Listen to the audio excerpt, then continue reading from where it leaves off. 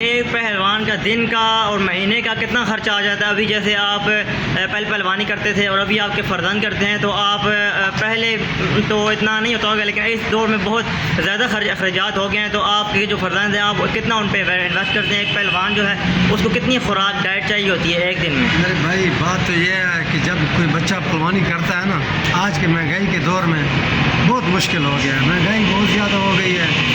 ہم باداموں کی چھٹائی بناتے ہیں پہلوانوں کے لیے، وہ بھی مہنگے ہیں، بادام مہنگے ہو گئے ہیں، دیسی گھی مہنگا ہو گیا ہے، چھوٹا گوشت مہنگا ہو گیا ہے۔ بس اللہ کے آسرے پر چل رہے ہیں، اور اپنے نفس پر قابو کرنے والے جو نوجوان ہیں نا، اگر وہ انشاءاللہ تھوڑی بھی خوراک کھائیں گے اور نیک سیرت بن کر رہیں گے تو اللہ ان کی ہیلپ کرتا ہے، مدد کرتا ہے۔ تو بات یہ ہے کہ آج کے دور میں فن پہلوانی بہت مہنگی ہو چکی ہے، بس گزر بسر ہے۔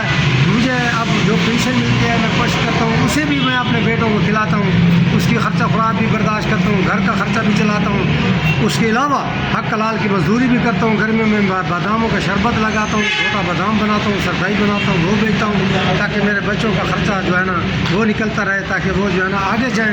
میری کوشش ہے کہ میرے بچے سلور میڈل ہیں پاکستان کے، الحمدللہ۔